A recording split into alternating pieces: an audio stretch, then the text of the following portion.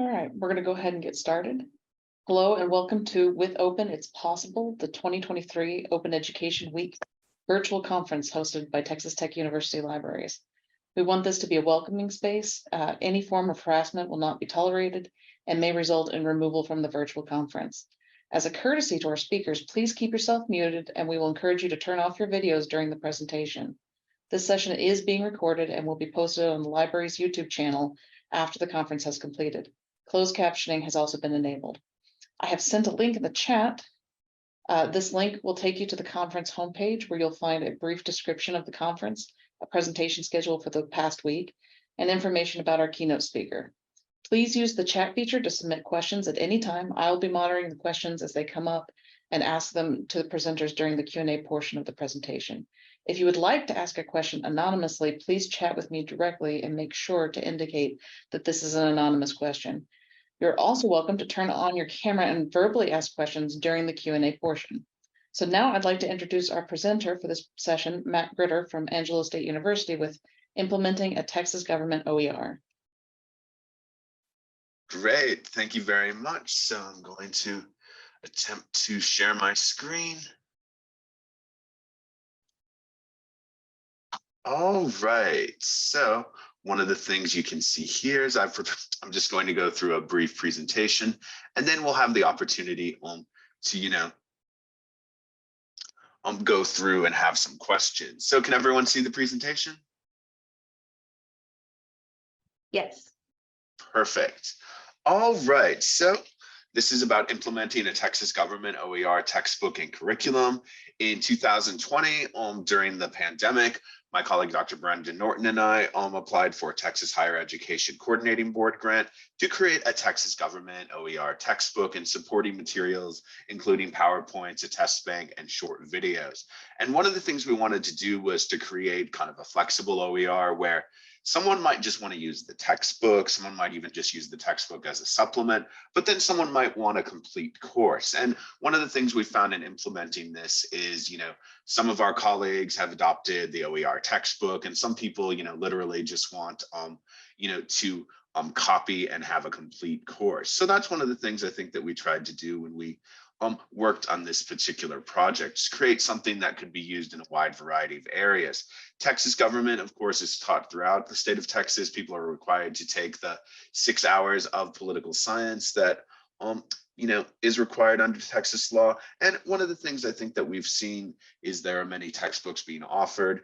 But one of the things that I think has been lacking is really a good OER resource. There are several OER resources, and one of the things they often do is they focus more on the history. But one of the things we wanted to do is have something that focused more on the nuts and bolts. And one of the things we also tried to do is to create a resource that wouldn't need, kind of too much editing. A lot of resources I find in Texas government will go into great detail about things like, Texas House speakers in the 1980s, or things that really may be applicable to Texas in 1995, but not in 2023. So that's one of our goals that we wanted to do. So after we awarded this grant, we created our initial materials. We split up our textbook. My colleague, Dr. Norton, practiced law for many years, so she wrote the constitutional and the legal chapters. I focus on public policy, so I wrote the chapters on political behavior, on the branches of government, local government, and public policy and budgeting. So we split up the tasks in that way. And one of the things that we did earlier this year is we added, or earlier last summer, is we added a chapter on civil rights and civil liberties, where she wrote the civil liberties portion and I wrote the civil rights portion. So we've tried to, divide the work pretty equally. And so I think that's one of the things that's important to note. Our initial materials were created in 2021, and they've been implemented at Angelo State. They're taught in in-person classes, they're taught in online classes, online dual credit, and in-person dual credit classes. So they've been implemented in pretty much all the modalities that we use at Angelo State. And we've also worked with people at Howard College, our local community college. And we've also posted materials through the OER portal that the coordinating board directed us to. So they've been used in a wide variety of contexts. And I think some people have just wanted a complete, like some of our online dual credit teachers literally just wanted a course copy from Blackboard. So they use kind of the complete materials.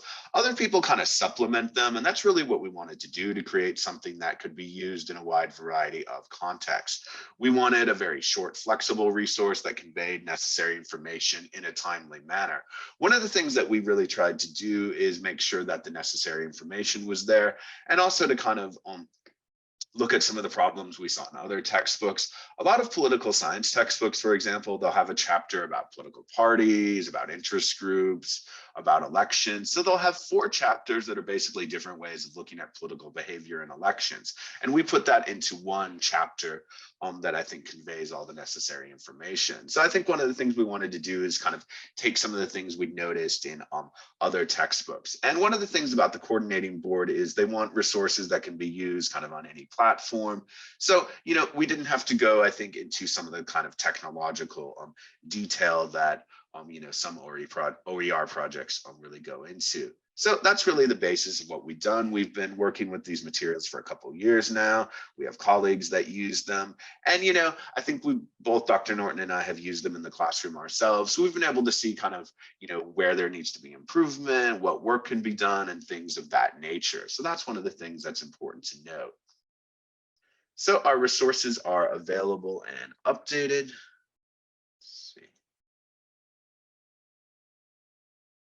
And can people see the the Google Drive? Like, not yet. okay, so let's see. I think I have to change that. Let's see.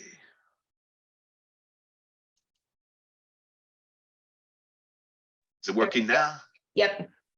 All right. So as you can see, I'm not the most technically adept person, neither is my colleague, Dr. Norton. So that's one of the things that I think in some ways kind of helped us. We're not the kind of people that have to use, you know, the most fancy and up-to-date things. So that one of the things that did is help create a situation, I think, where we could create an accessible resource. So if you can see our resources for fall of 2022, we have the final version of our textbook, which is about 200 pages.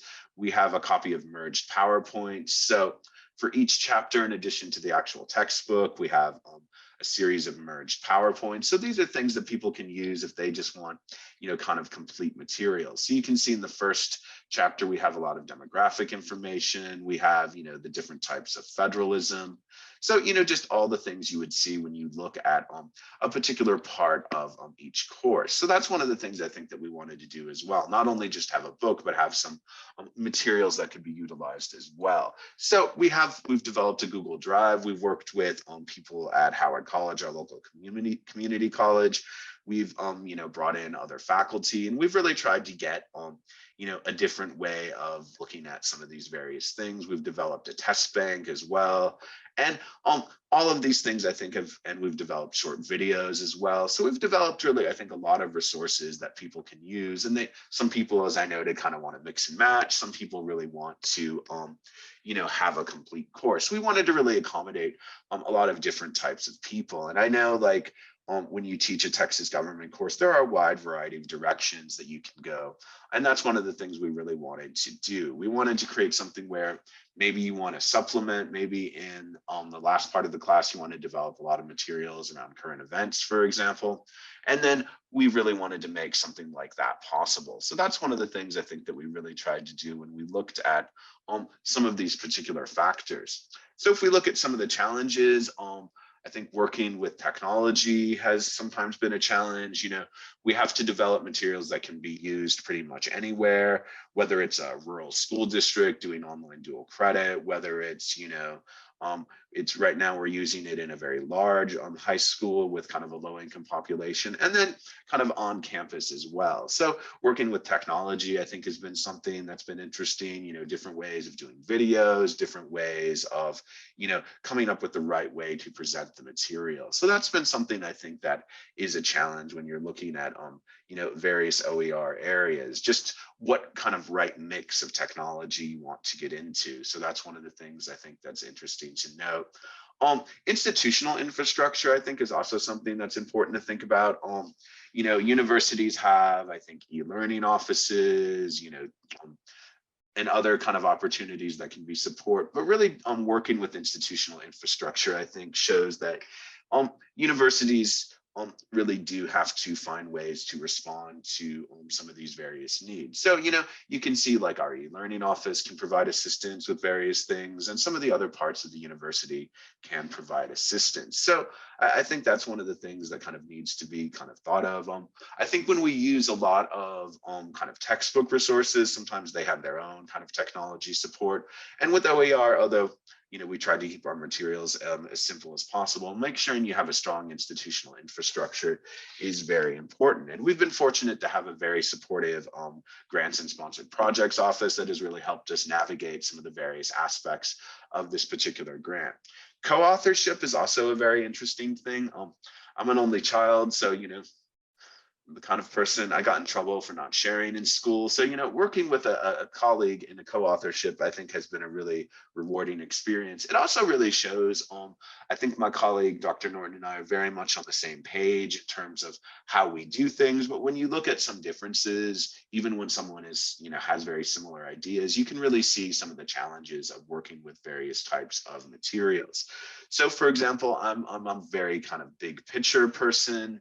And my colleague, Dr. Norton, I think as a lawyer, really wants to make sure people understand certain standards. So that's one of the things I think that is interesting to know.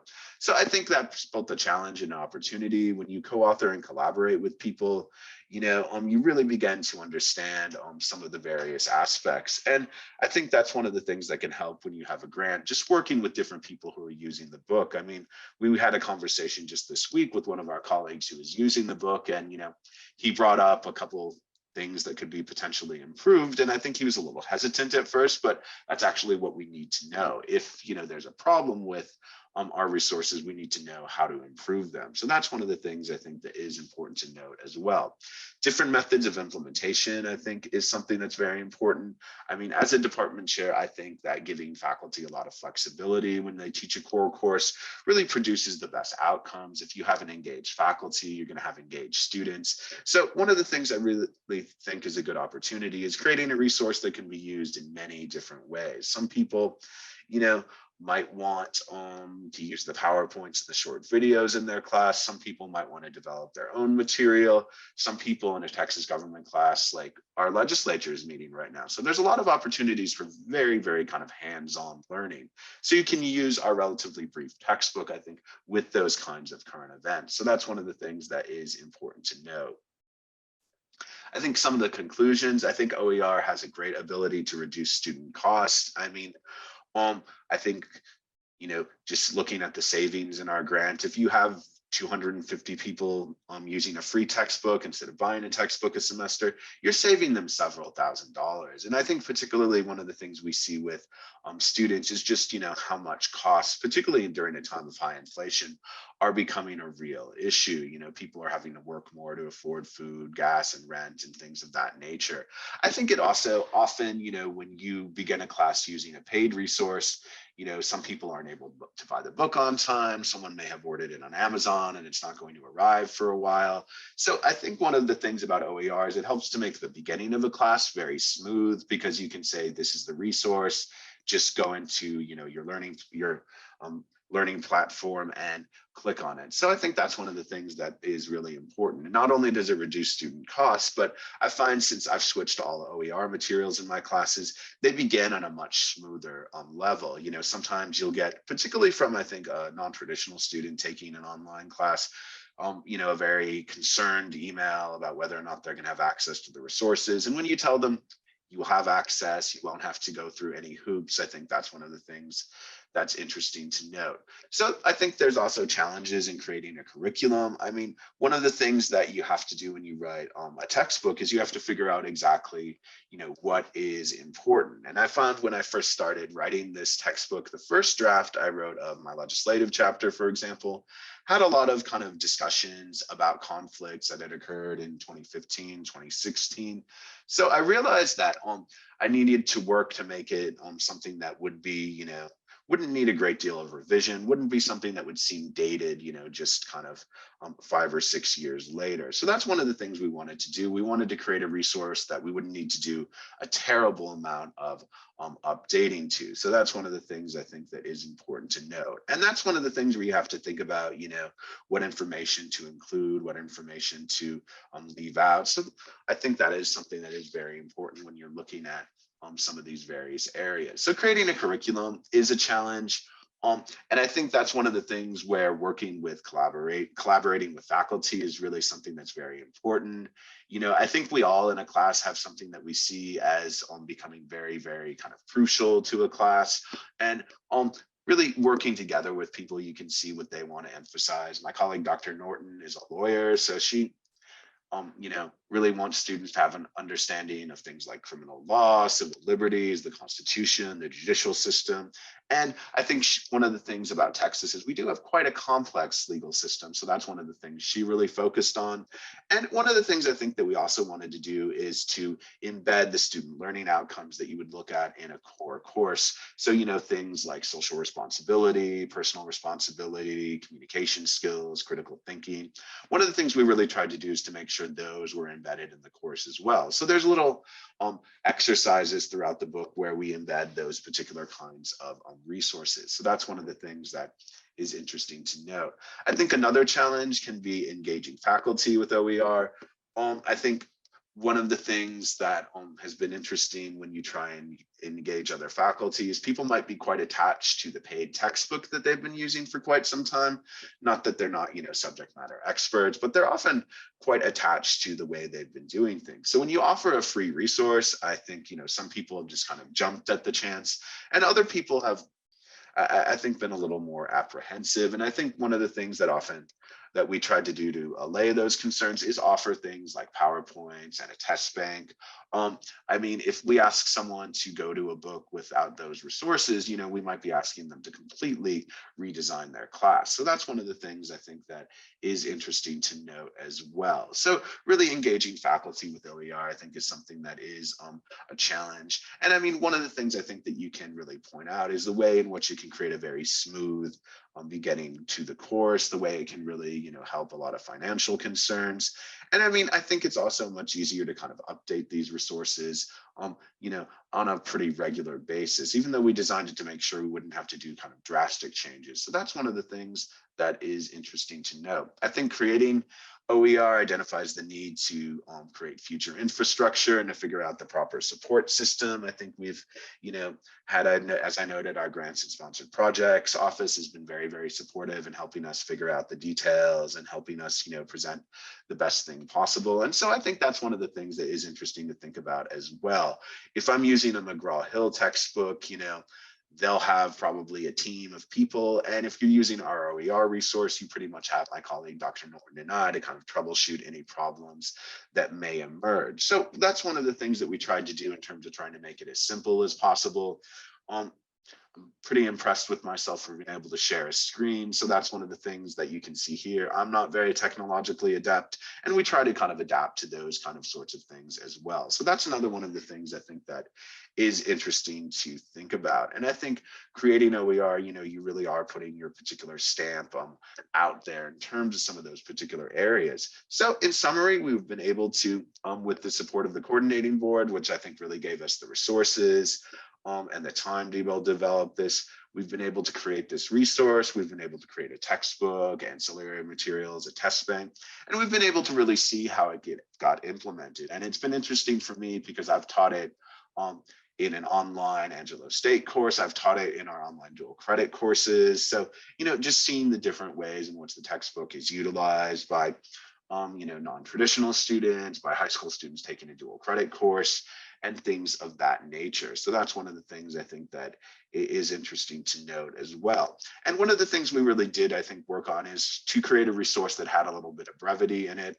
I use a lot of OpenStax materials in my courses, and they tend to be, I think, very, very thorough. And in this one, we really did try to, streamline certain things. And I mean, I think there's benefits to every kind of approach, but we really wanted a very, nimble, flexible resource that could be utilized in a wide variety of methods. And we've been able, I think, to implement it with people using it at Angelo State in pretty much every modality. I mean, it's used at Lakeview High School, our high school in San Angelo. It's used it's going to be used more by Howard College, our community college, and we've had some interest from other community colleges as well. So in closing, I think this provides an example of how you can create a curriculum, and I think you can really see a lot of the benefits of collaboration, and finally a lot of benefits to the students. Okay, so I think we'll have a lot of time for questions. One question came in from chat. How have the students responded to this OER? Obviously, they probably like that it's free, but have you seen any other positives in regard to the student learning experience? What I've noticed, I mean, I have had students tell me that it's easier to read than the other textbooks. They like that it kind of gets straight to the point. So we've had generally, I mean, I've heard generally positive responses to it. One of the things that I've noticed before I would use, kind of paid resources, one of the things that I've noticed in my online classes is they use the textbook much more in their replies. So when I was using a much lengthier paid textbook, I didn't often see them referring to it. They might focus more on the PowerPoints. So I see them actually utilizing it much more than they did when I was having a paid textbook. So that's one outcome I've seen. And, I've talked to other instructors who've worked with it, and they've had generally kind of a positive response as well. I know our community college partners likes the way it got straight to the point. So students, the ones I've talked to, and just from what I've heard from everyone who've used it, have responded to it positively. I think it's a very easy textbook to understand. It has all the information, and that's really what we were working on in terms of our goals. Okay.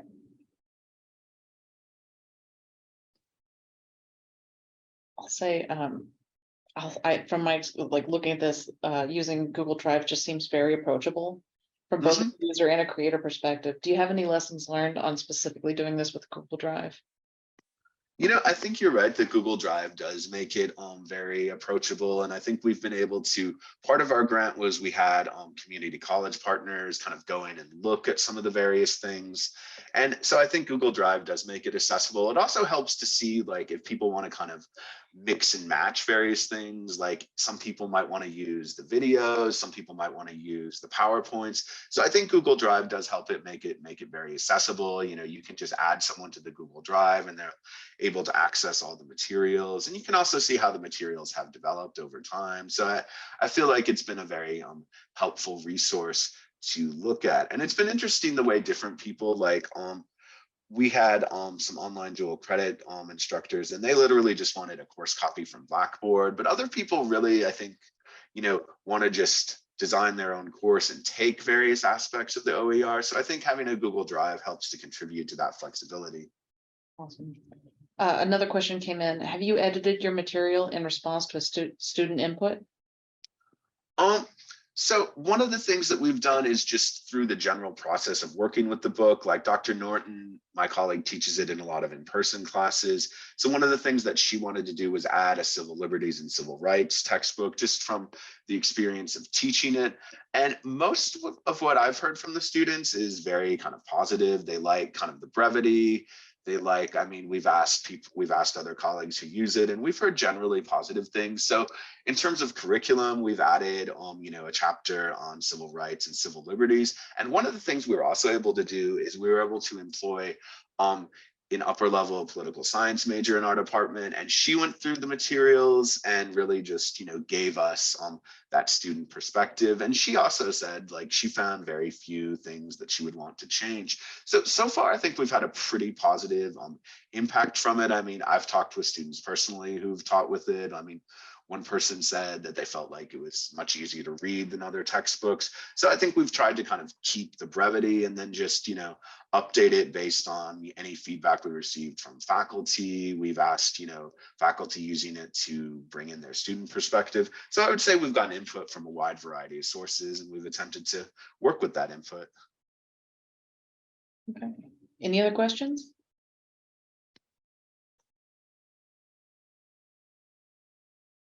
Was this resource peer reviewed? So what we did what we did end up doing is it's through the coordinating board. So we have to submit materials to their review process. And I know one of the things, like our initial videos were very low tech. So we kind of got you know, some feedback regarding that. So they had their own process up at the coordinating board where they had people review as we review our materials. One of the things we're responsible for doing is we have to submit the materials to the portal. So we've got feedback in that particular way. Awesome. Any other questions?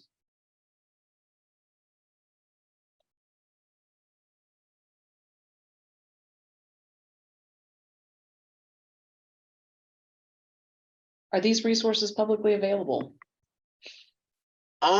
So I think that they are posted. I mean, if you want to follow up afterwards, my colleague Dr. Norton actually has, because you have to post them in an OER portal as a result of our coordinating board grant. So they are publicly available. If you want to reach out afterwards, I can provide you with that. Oh, and that looks like. Yeah, I think Sabrina just put it in the chat. So anyone who wants to find it, it's in the chat. Yep. Awesome. So since it's a coordinating board resource, we did have to make it publicly available. So I believe it is the right one. All right. Any Yep, other, that's us. any other questions?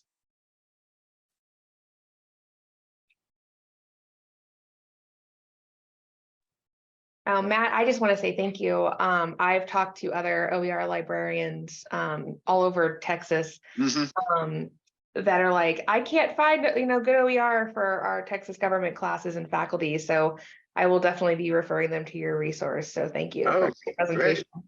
Thank you. Any other questions?